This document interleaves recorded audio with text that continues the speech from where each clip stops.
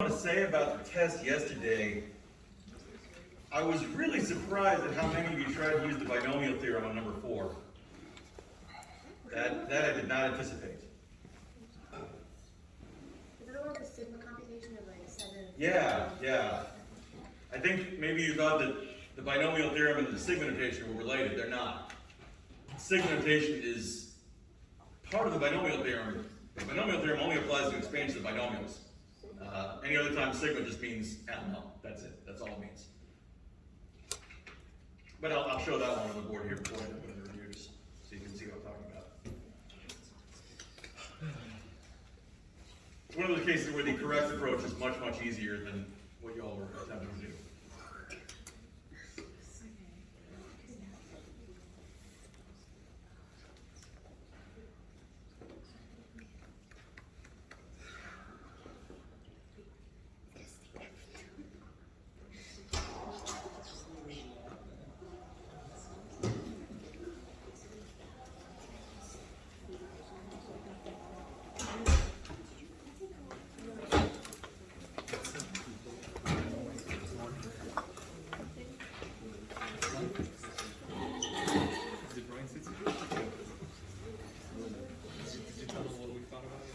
You're right. There's no people with eyes. Zero from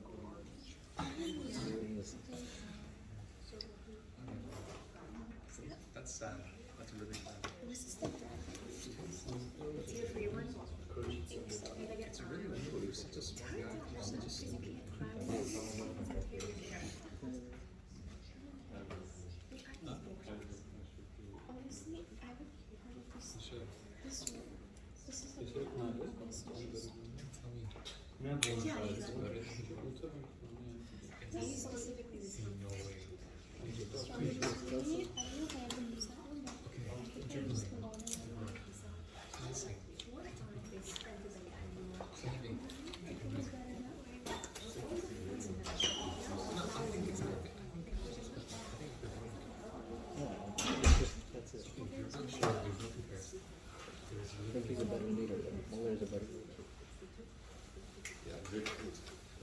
Alright, so from the test yesterday,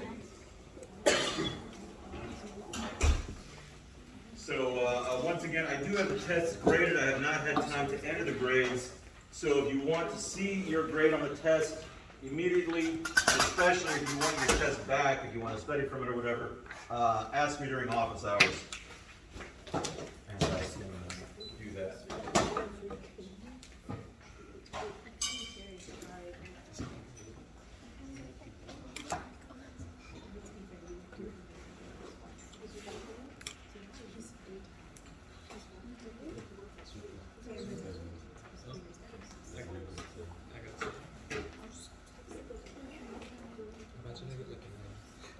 The sequence went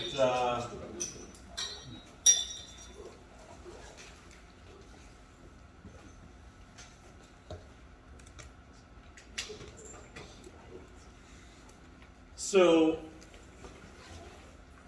you got a gap of 3, 5, 7, 9.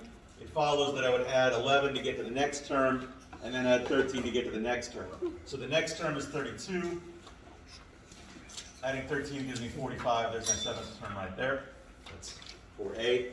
For B, there are a couple of approaches to. One would be to recognize that this is an offset of the sequence of perfect squares. In other words, 1 minus 4, 4 minus 4, 9 minus 4, 16 minus 4, 25 minus 4. Which means that the sequence is k squared minus 4. So that works if you spot it. If you don't spot it, the approach that I demonstrated in class works, although it does take longer. So I'm going to say that a of k is equal to b2k squared plus b1k plus b0. Looking at the first three terms, I've got A1, which is negative 3, is equal to B2 plus B1 plus B0. Second term is 0. That's going to be 4B2 plus 2B1 plus B0. And the third term is 5, which is going to be 9B2 plus 3B1 plus B0, because it is a quadratic expression. So, I'm going to have a, you can either use it as an augmented matrix, or you can just use elimination, adding versions of the equations to each other. Really, it's the same thing. It's just a question of whether you write the variables in while you're doing it or not. It amounts to the exact same process. The augmented matrix would be the matrix 1, 1, 1, negative 3, 4, 2, 1, 0, 9, 3, 1, 5. So if I want to zero out the first two rows, I'm going to take negative 4 times row 1 plus row 2, store that in row 2. I'm going to take negative 9 times row 1 rather, add that to row 3 and store it in row 3. So that's going to give me top row 1, 1, 1, negative 3. Second row 0. Negative 4 plus 2 is negative 2. Negative 4 plus 1 is negative 3. Positive 12 plus 0 is 12. And for the third row, negative 9 plus 9 is 0. Negative 9 plus 3 is negative 6. Negative 9 plus 1 is negative 8. Positive 27 plus 5 is 32. Next up, I'm going to get a 1 in the middle pivot by taking negative 1/2 times row 2. Top row and bottom row are unchanged.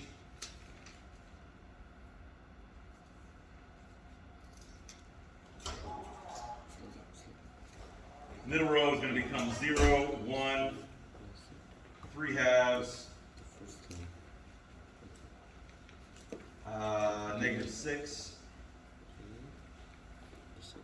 And then I'm going to have to go over here, I guess. Good morning. I'm just copying the matrix before I actually do any steps. I want to do the steps while I'm copying. Much room for error. 1, 1, 1, negative 3. 0, 1, 3/2.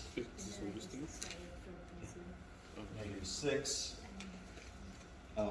0, negative 6, negative 8.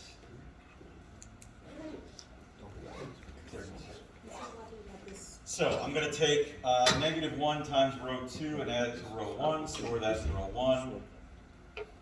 I'm going to take 6 times row 2, add it to row 3, store that in row 3. So I still have 1, 0, 0 out in front. Put these in places so they're more readable. I'm going to end up with 0, 1, 0 in the second column. Third column, I'm still going to have 3/2 here, but it's still negative 6 over here because I haven't touched the second column. So the opposite of this is negative 3/2. If I add it to 1, I get negative 1/2. The opposite of this is positive 6. If I add it to negative 3, I'll get positive 3.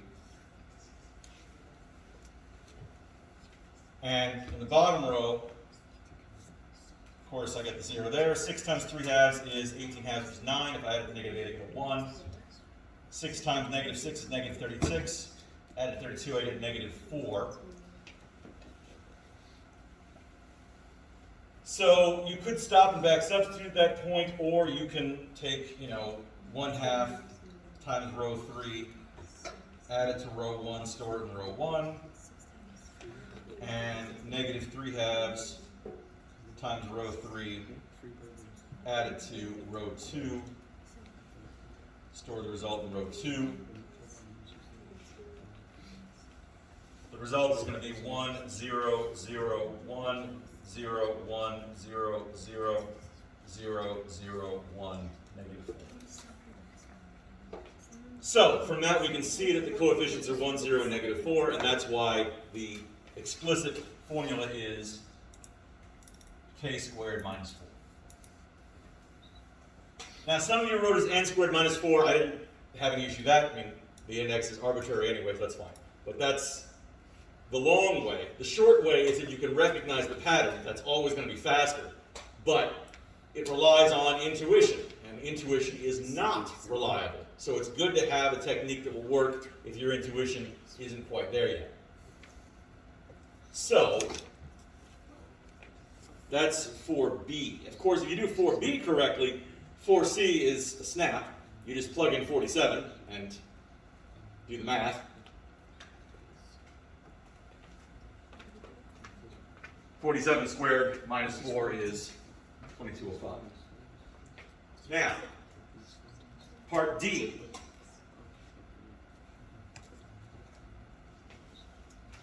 Is also very easy if you have B correct, because the sum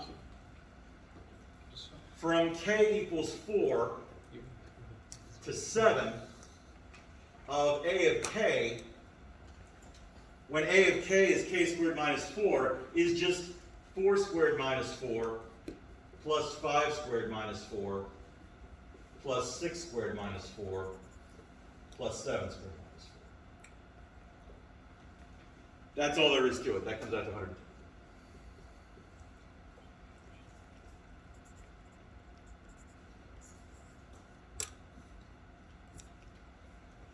Things like binomial coefficients and exponents and all that, those only apply in cases where you're doing, for example, a binomial expansion, like in number 5. But they would not be relevant in a case like this. So we're starting at 4 and we're going to 7. Yes, the index begins at 4 and ends at 7.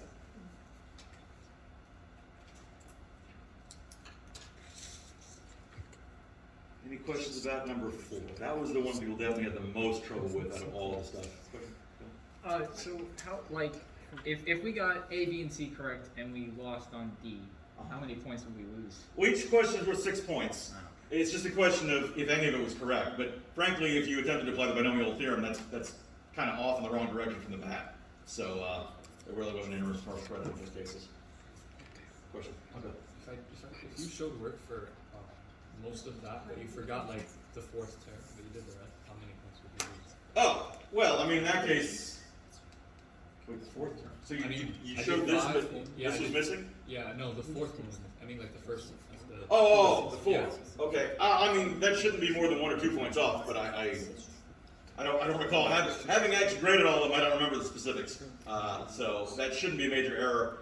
But as always, and especially on this test, quite a few of your tests were very chaotic.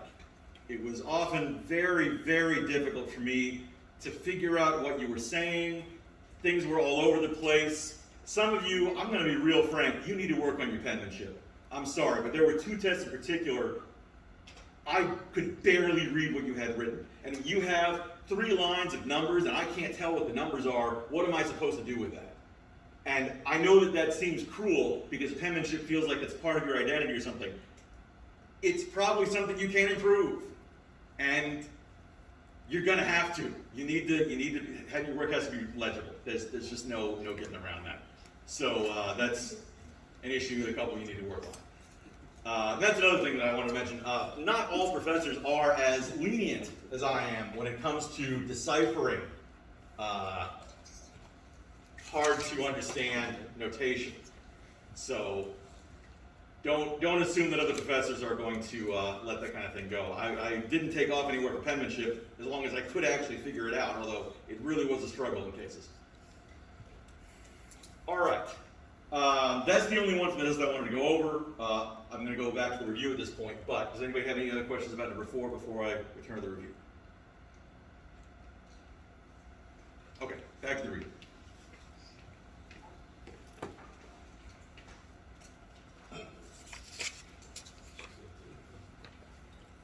All right, so we're going to begin with number 24 down here. I want to find the cosecant of theta minus phi.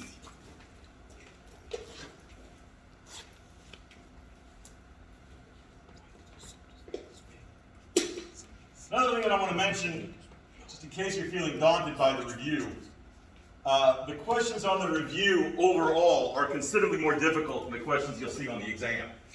The questions in the review are meant to indicate all of the skills you may need, partly because of time and partly because I'm really not trying to flunk you out. The questions on the exam will not be at the same level of difficulty. So if you feel comfortable with the review, you have nothing to worry about. If the review seems like a bit of a stretch, you're probably still going to be okay. If you're looking at the review and it looks like a different language, then that might be an issue. Yeah, okay, there's a couple of Greek letters in there, but otherwise, it's all English.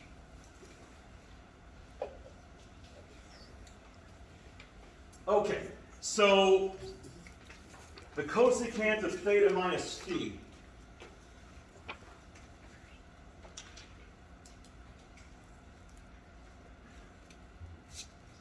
What approach do I want to take to solving that? Whatever sign. Wait. I want to rewrite this as the reciprocal of sine. That's a good start. That's the sine, 1 over the sine of theta minus phi. And we have an identity for the sine of theta minus phi.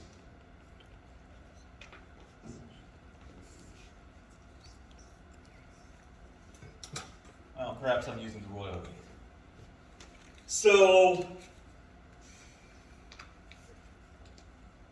how do you evaluate the sine of theta minus phi? Well, first you've got to figure out. You'll need to figure out the sine and the cosine of each at some point, but just in terms of the identity. Sine theta, cosine phi, minus. Sine theta cosine phi minus cosine theta sine. Still not gonna work. It's really good. So, if we get those pieces, we should be fine.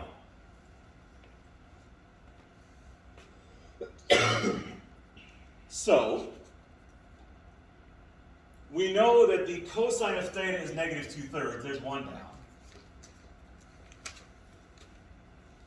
We know that the sine of theta, oops, that should have been the sine of phi. That's the sine of phi, I can't do anything.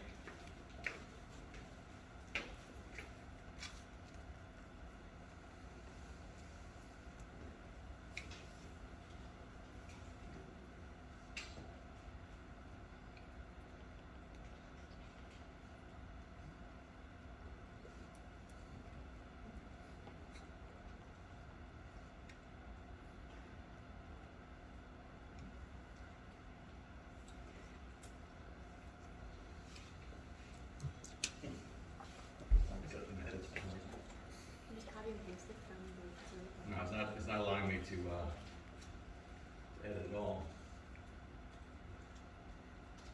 Okay, you want to Google account and get the document? Yeah, I mean, I just typed this in, it was I no think problem, it's so error now in it's the top not. right corner. It's just error in the top right corner for your account. Maybe it's that.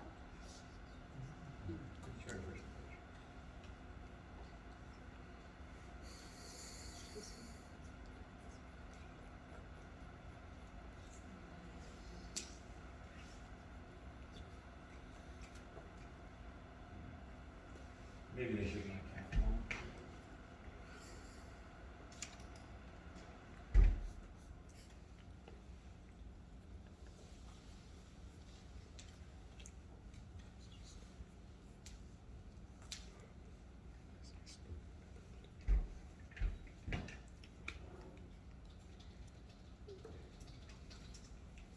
Oh, no, it's the keyboard.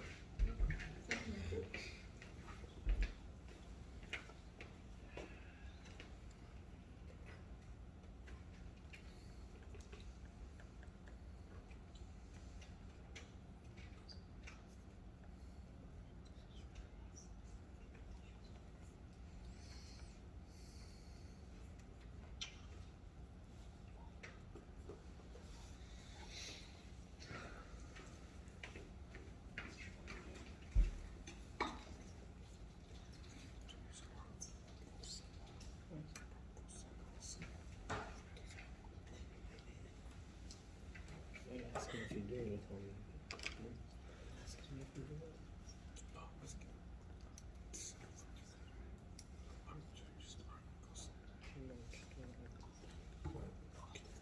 we go.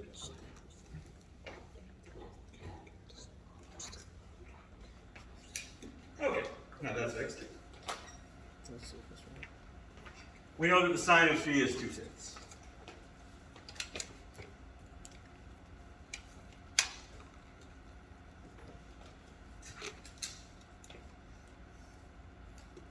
So I also need the sine of theta and the cosine of phi. You draw it for me. That's how I'll figure it out.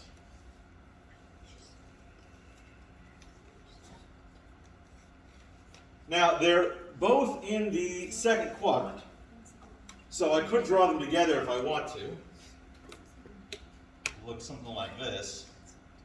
I have theta and phi.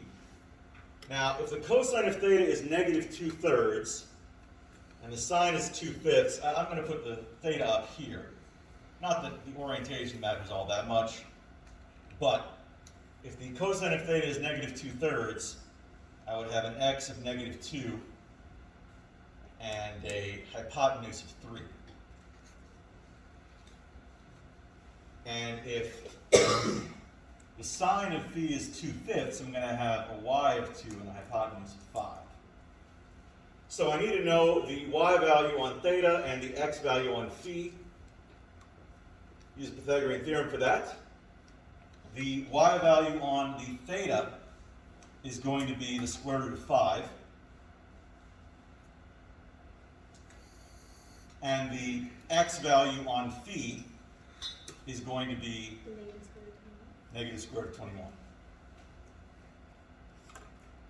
So, as a result, the sine of theta is going to be root 5/3. And the cosine of phi is going to be negative root 21/5.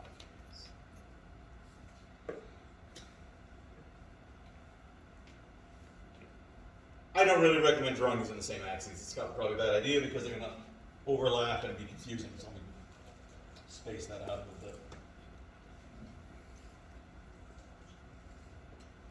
So if this is theta,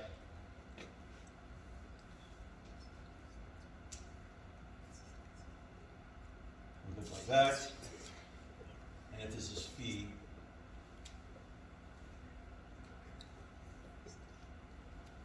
then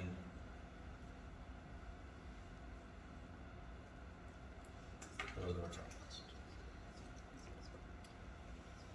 So now that I know all of the sines and the cosines, it's just a matter of plugging them into the fraction and simplifying.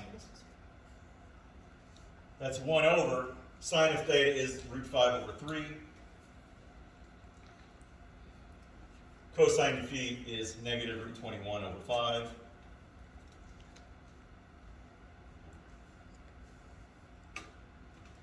Cosine theta, negative 2/3. Sine phi, 2/5. So that's going to be 1 over the square root of 105 over 15.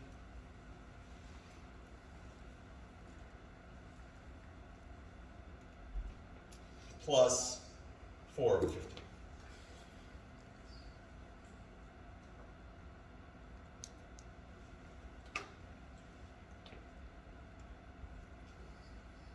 Can't leave it like that, of course. So what would be a good next step?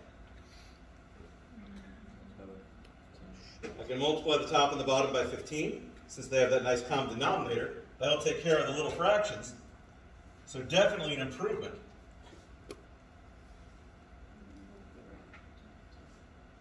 On the bottom, I'm going to have negative root 105 plus 4. I'm going to write that as 4 minus root 105, just because I don't like having negatives in front on the denominator. Multiply the numerator by 105. I need to do what? Multiply the denominator and numerator by square root of 105. Negative. That is not going to work because it's going to mess up the 4. I'm going to have to conjugate. So, I'll multiply the top and the bottom by 4 plus the square root of 105.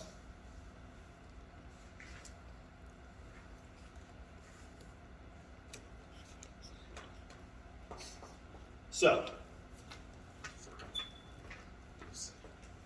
for my numerator, I'm going to have 60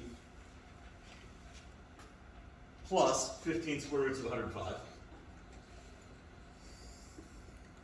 over, in my denominator, I'm going to have 16 minus 105, Negative 89. just negative 89. Thanks. Now, I can't have a negative in the denominator, so there are two acceptable ways I could write this. I can just put the negative out in front, that's perfectly fine, as long as it's clear that it's in front and not attached to the 60. Alternatively, if I don't want to worry about that, I can also write it as negative 60 minus 15 radical 105 over 89 by distributing the negative on the top. So again, I have a negative on the top, down on the bottom. So either of these is acceptable, but I want to emphasize this because it's an issue a couple people had on tests previously. When you have a negative in front of a fraction, make it very obvious where that negative is. If that negative floats up a little bit, it's going to start looking like it's on the top. That would be incorrect. So the negative has to be on exactly the same line as that fraction bar if it's out in front. You put a negative and then parentheses around it. Yes, that would also indicate that it's out in front. That would be a good way of clarifying as well. Technically, the parentheses are unnecessary, but they will make your point clear, so that's not a bad idea. Okay, any questions about number 24?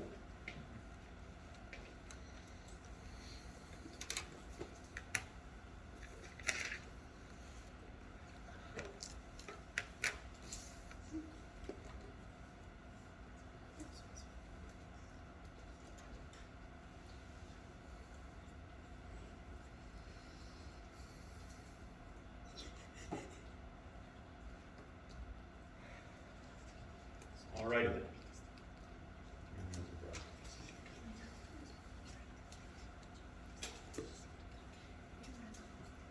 Now, this one's very similar, slightly easier.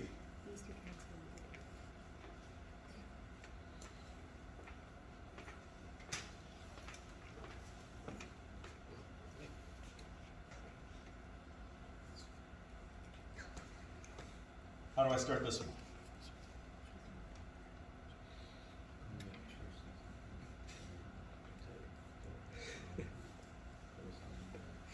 I could do, well, no, you can't with the inverses.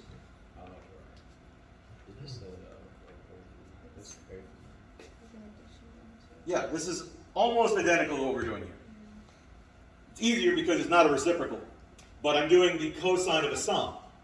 So if I'm taking the cosine of the inverse cosecant of negative 5 plus the inverse tangent of negative 3/7,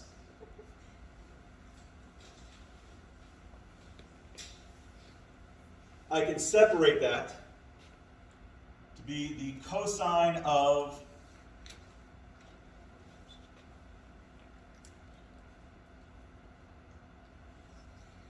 inverse cosecant of negative 5 times the cosine of inverse tangent of negative 3/7 minus the sine of inverse cosecant of negative 5 times the sine of inverse tangent of negative 3/7. Get that out. Weeks ago. Excellent.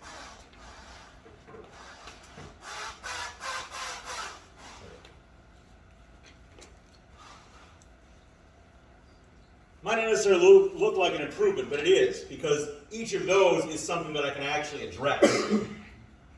So if I want to find the cosine of the inverse cosecant of negative 5, I'm going to draw a triangle.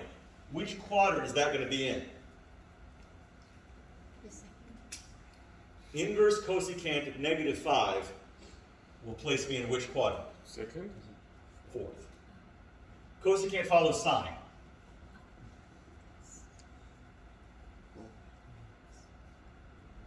So I know that the cosecant of this angle is -5.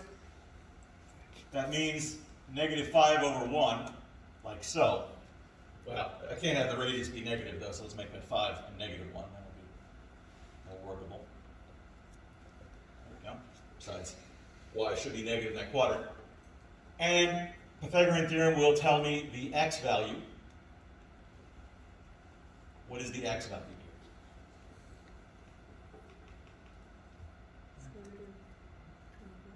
Square root of 24. The square root of 24, which is 2 radical 6. So what is the cosine of that angle?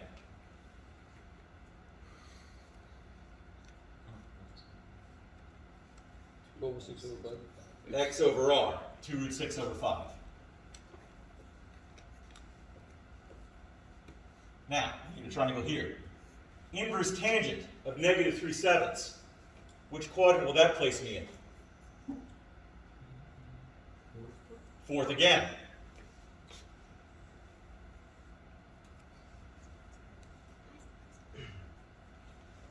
Tangent is y over x, so that's -3 for y and 7 for x. Again, Pythagorean theorem will tell me the missing side. What's it going to be in this case?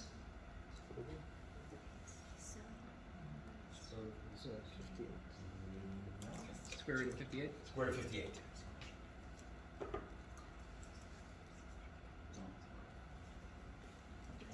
So the cosine of that angle would be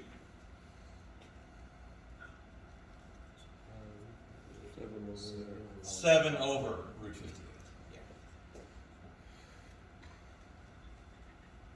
And then I do the same thing over here. Of course, it's the same two triangles, but might as well draw them again just so I don't have to strain my mind too much. So this is this triangle over here again. But this time I'm taking the sine. What's the sine of that angle? -1/5, which I actually could have got from here, but it's not always going to line up like that. And of course, this was the same triangle as this one.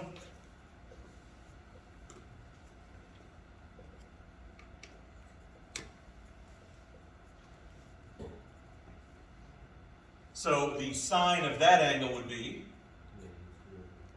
-3 over radical 58. Certainly not. So I can combine these and have 14 radical 6 over 5 radical 58 minus 3 over 5 radical 58. I can combine the fractions and have 14 radical 6 minus 3 over 5 radical 58. But I still must rationalize the denominator. How would I do that in this case? Multiply the top and bottom by root 58. Yes. In this case, I don't have a sum or a difference down here. I don't need to conjugate. I can just multiply the top and the bottom by the square root of 58 and be done. Of course, that's going to be slightly ugly. You might want a calculator. It's going to be 14. Yeah, it's going to be a little messy. 14. What is 6 times 58? 348. 348? Minus 3 radical 58 all over 290. 290. Isn't that? But I can't leave it like that. What's the problem now?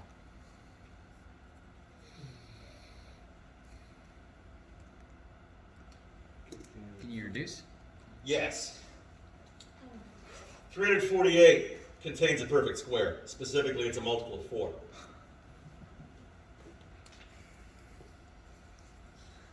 So 14, when I pull out the 4, I'm going to have a 2 on the outside. It'll be 28 square roots of 58? 87. It's 87. Oh yeah, that makes sense. But 87. right, I've got 3. Yeah. And minus 3 radical 58. All over.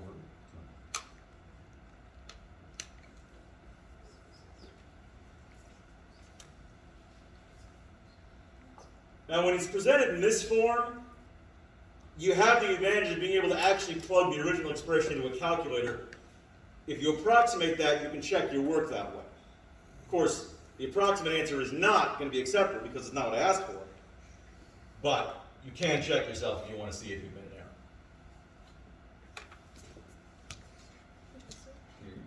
Do you mind just going over briefly how you know which quadrant all the, So the inverse trig functions, each is defined in only 2 quadrants. One positive and one negative.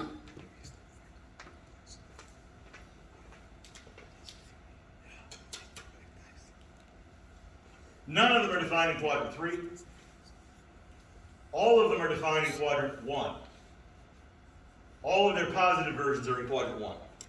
The negative versions for the inverse cosine, inverse secant, and inverse cotangent are in quadrant 2.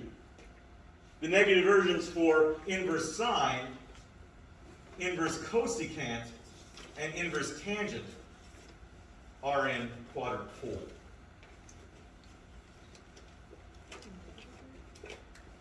Yes, so like over there when I took the inverse tangent of a negative number, that was down here. If you take the inverse tangent of a positive number, you're going to quadrant 1, because they're all positive in quadrant 1. and then so how did you know that cosecant of -5? So how did you know where -5 is?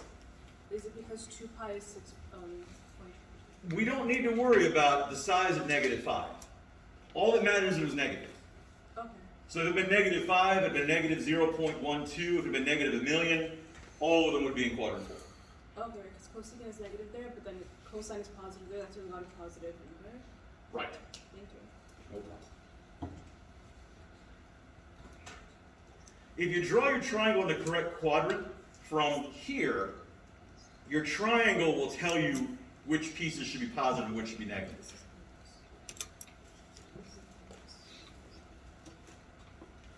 Good. Other questions about 23?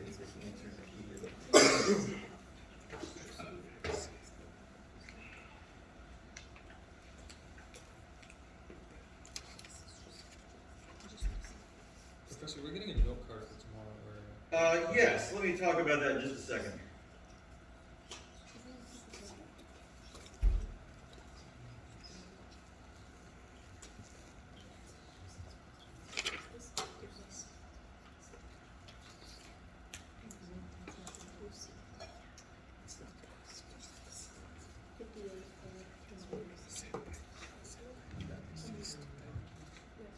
So yeah, for tomorrow, you will be permitted an 8.5 by 11 sheet of notes. Only one side, and it must be written by hand, nothing written by machine. Now, some of you may get the idea of collecting from me note cards from previous exams and just stapling together. Don't do that. I'll give you back your note cards if you want, but the whole point of the exercise is creating the new note sheet. Using the old one is going to not do that for you.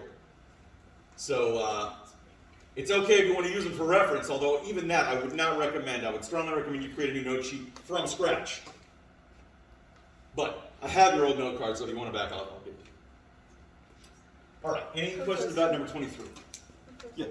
Just going back to her question, the inverse cosecant, let's say if it was positive 5, how do you know if it's in the first or the second quadrant? Inverse cosecant is not defined in the second quadrant. Oh, yeah. So So- it just doesn't exist there. Right, exactly. Okay. So if you're taking the inverse cosecant of a positive number, you will only get a result in the first quadrant. First one? Okay, thank you. Yeah. The inverse trig functions of any positive number, those are all in the first quadrant. The results for negative numbers can be either the second or the fourth, depending on which function you're talking about. Okay, thank you.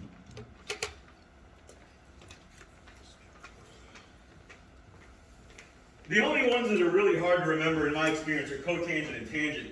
The others, it's like, well, if I need a negative y, I can't get it in the second quadrant, so sine can't be over there. Basically, tangent and cotangent go with the numerator. So since the numerator of tangent is sine, it goes with the sine. And since the numerator of cotangent is cosine, it goes with the cosine. All right, number 22. Exact value of the cosine of 11 pi over 12. Well, there are two ways we can approach this. One of which is going to give us a very ugly answer, although it will be correct. You could use the half angle identity if you wanted to, but it gives you a square root instead of a square root, and that's kind of nasty. So I'm going to use the sum instead. So the cosine of 11 pi over 12 is equivalent to the cosine of 8 pi over 12 plus 3 pi over 12. It's also equivalent to 9 pi over 12 plus 2 pi over 12. And that would also work, and it would give you the same result in the end. It doesn't matter which way you go back, as long as both of them reduce. So you could say it's 10 pi over 12 plus 1 pi over 12. That's true enough, but I can't reduce pi over 12, so that's of no use to me. So this will be fine, though there are potentially other options. The identity is the same one from the previous example. That's the cosine of 8 pi over 12 times the cosine of 3 pi over 12 minus the sine of 8 pi over 12 times the sine of 3 pi over 12. But of course, those do both reduce. Oh yeah, absolutely. This is going to give us cosine of 2 pi over 3. Cosine of pi over 4. Sine of 2 pi over 3. Sine of pi over 3. Those are all in unit circles, so that shouldn't be a problem. Cosine of 2 pi over 3 is what? Minus 1/2. 1/2 is correct. What's cosine of pi over 4? 2 over 2. What's the sine of 2 pi over 2? 3 over 2.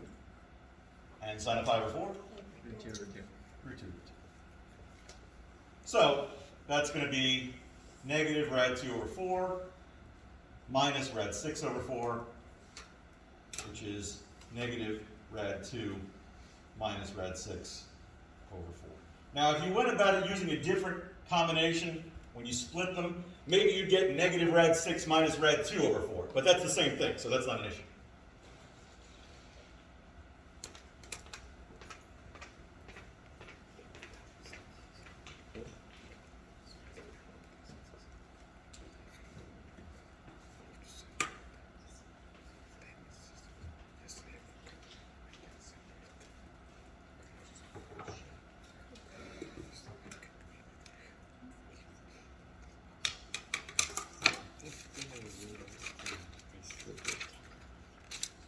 All right. Any questions about number 22?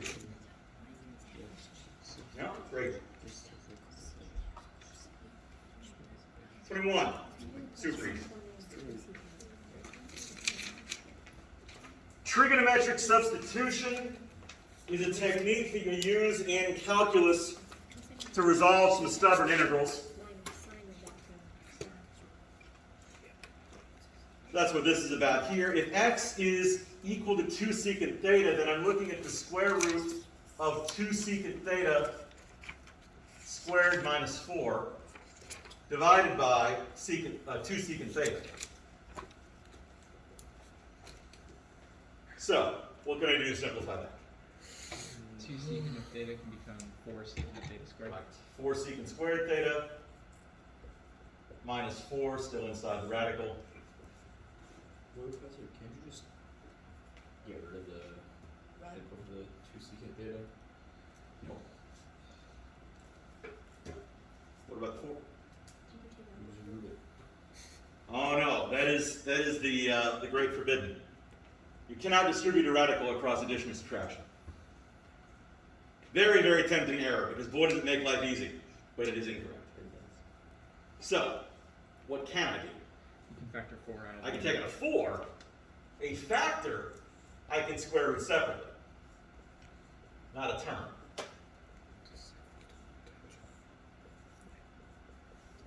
So that would be 2 square roots of secant squared theta minus 1 all over 2 secant theta, and the 2's can cancel. But I still have that square root.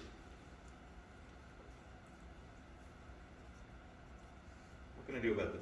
It's tangent. Secant squared theta minus 1 is identical to tangent squared theta.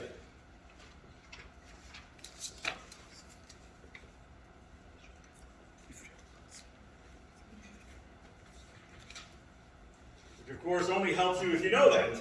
So you need to be familiar with the identities. But the square root of tangent squared theta is right.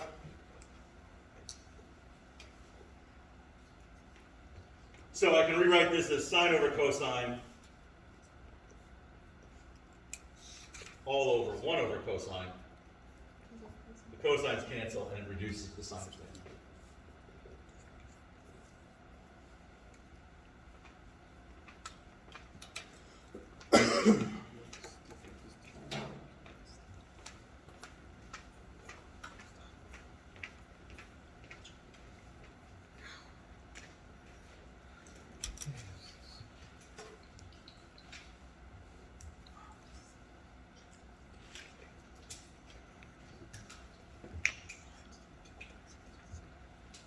Okay, any questions about that? No.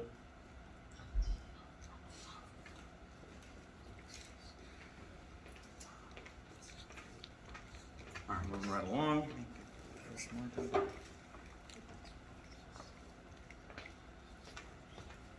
Identities. First thing you'd be aware of is if you read the instructions, I haven't guaranteed that any of these are correct.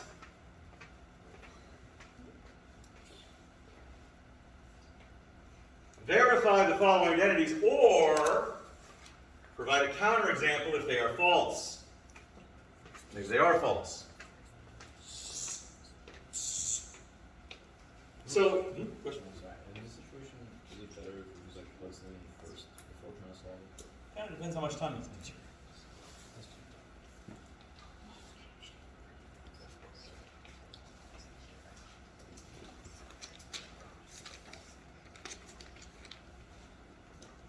My inclination is actually to start off assuming it's true unless you have a reason to believe that it's false. Looking at this, nothing looks particularly suspicious. I'm not familiar enough with identities to determine in my head if these are equivalent or not. So I'm going to assume that they are and proceed. We'll see what happens. If you're trying to come up with an identity and it is not working at all, at some point you should consider, well, maybe it is an identity. Try plugging in a number and see if it even works. So, how can I approach this? Should I start with the left-hand side or the right-hand side? left-hand side. Definitely left hand. It's way more complicated, a lot more to do. Like, for example, what can I do on the left-hand side? I could get a common denominator, but I want to do something before that. You could make sine 2x into. I want to use the double angle identities to get rid of those two x's. That's not a problem I can resolve otherwise. Sine of 2x is equal to 2 sine x cosine x.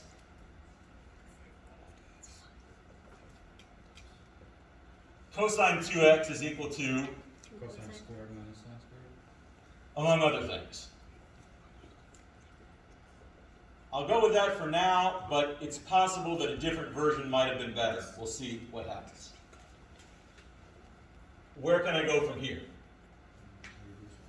I can cancel out the sine x here. This is just 2 cosine x. Which means, yeah, that's not going to work for me.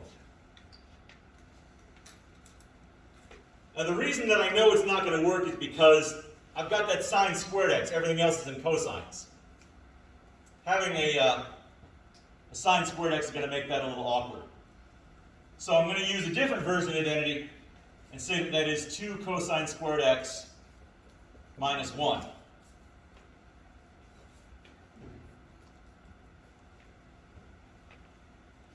you cancel out one of those signs with square and No. Unless I separate the fraction into 2 terms, which I could do. I can rewrite this as 2 cosine squared x over cosine x and 1 over cosine x. This be minus or plus? Plus. This minus here needs to be distributed to both terms. Then I could reduce this. And now I have 2 cosine x minus 2 cosine x plus 1 over cosine x. Is this going anywhere? What can I do? You give it a 2 cosine x. I can cancel the 2 cosine x's. And then 1 over cosine x is 1 over cosine x is the secant x. Completing the proof. So, I know it's been a while since you've looked at trig identities, back in chapter 7, so you're going to want to review these. Useful things to remember, number 1, don't expect to see the entire proof from the beginning. Get into it and see what you can do. As long as you can make progress through the proof, you don't need to worry about if you can see to the end. It's sort of like when you're driving up one of those steep roads in Silver Lake, and you're getting near the top, and all you see is the reservoir on the other side. You just have to kind of trust that there's actually a road over there. You're not going to drive off a cliff into the water. So,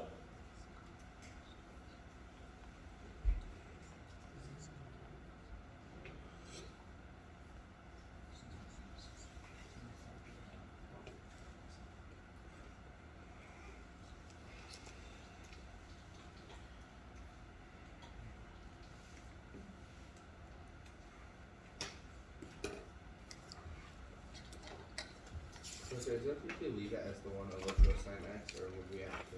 you must complete the proof. So we have to. You have to get the exact thing that you had on the other side at the end.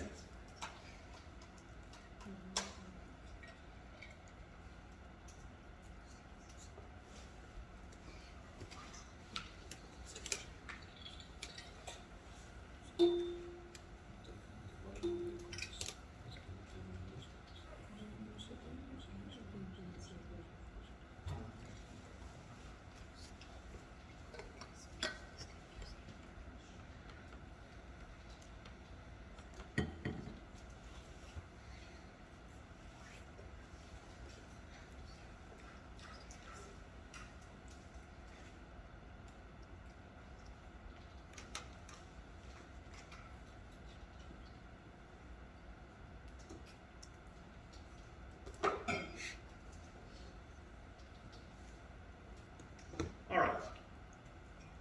How about B?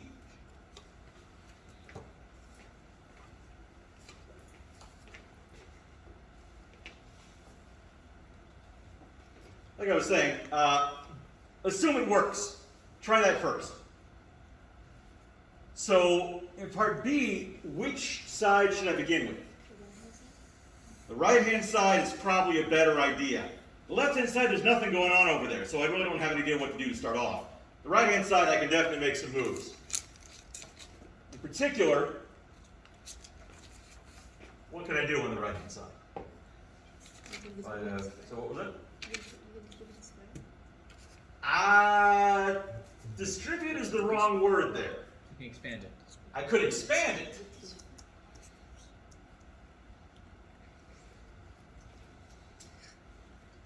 So that would give me cosine squared of x over 2 minus 2 cosine x over 2 sine x over 2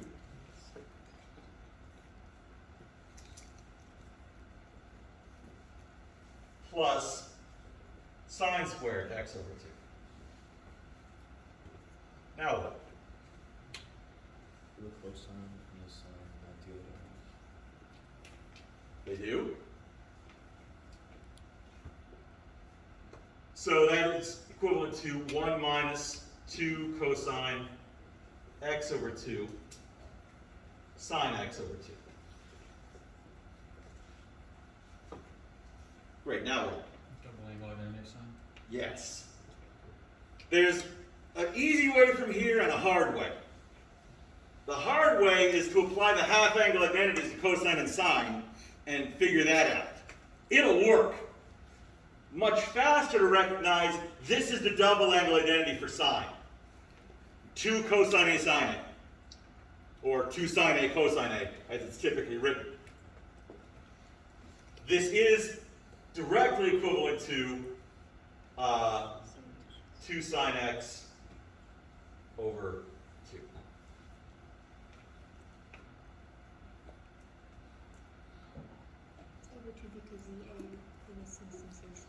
Right. Which identity was that again? That's the double angle identity for sine.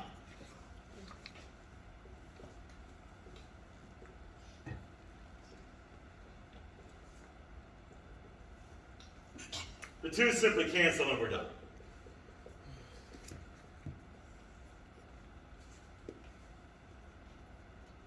In fact, depending on how you think about it, you can even write it without those. It wouldn't be a problem. But yeah, that one checks out. Question? So, the inside the cosine, it doesn't matter if it was x or x over 2. Because I was originally thinking the half angle, but then, because I was thinking So let since me, it's let x me over 2. write this in maybe a more recognizable form. I could write it as 1 minus the sine of 2x over 2. Because I'm doubling this angle. As long as they're the same, the double angle identity will apply. Because they happen to be over 2, the 2's cancel and end up with sine of x.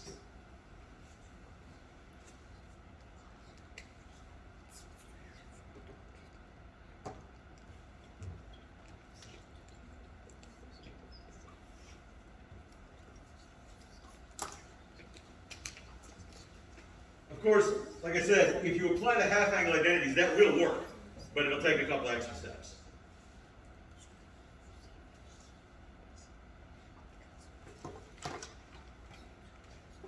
Professor, how long did it take you to make each one of these problems? It varies a lot. The identities certainly take longer than some of them. Because the identity, before I put it on the key, the review, I have to have the whole thing figured out. Some of them I can just say, oh, okay, well, I can put a 7 in there and it's fine. But not these. So.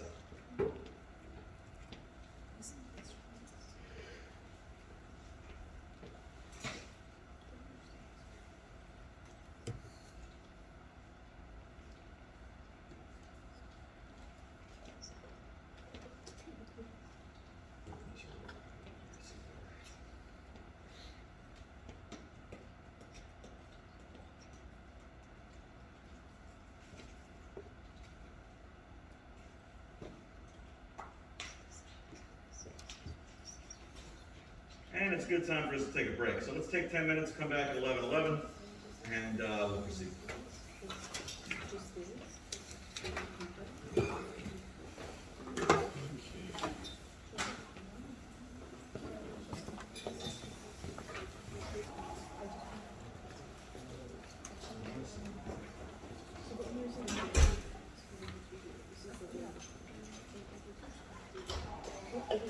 What